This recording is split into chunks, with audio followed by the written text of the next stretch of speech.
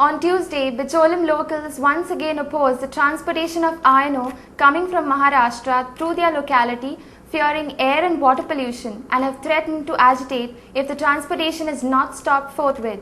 The transportation of iron ore resumed after a gap of 1 month. Around 500 trucks carrying mineral ore from Kalani in Maharashtra pass through Bicholim town every day. The locals from the surrounding villages and city complained that the transportation of the ore through their localities affected their daily life.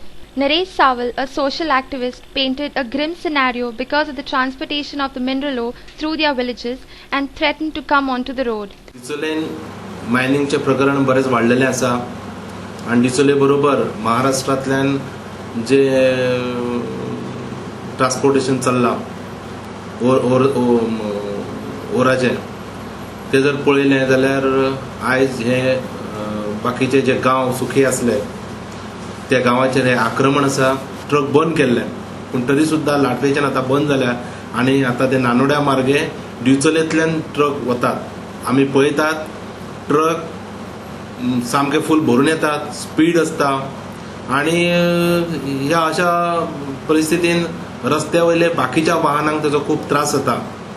आमी पुलिशे कडेन request केल्लो आसा, मामलेदाराक request केल्ली आसा, त्या बरोबर deputy collector RTO हांकांय request केल्ली आसा.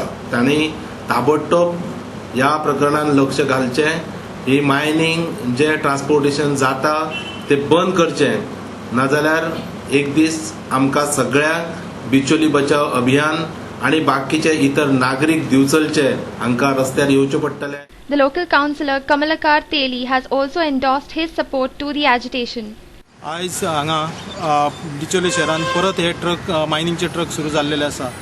हांव सरकाराक तशेंच हांगासले प्रशासक आसात तांकां सांगूंक इच्छिता की हे ट्रक त्वरीत बंद करचे, ना जाल्यार आमकां कायदो फाल्यां हातीन घेवचो पडटलो आणि तेका जबाबदार मागीर सगळे जे कितें सरकारी यंत्रणा ती जबाबदार आसतली.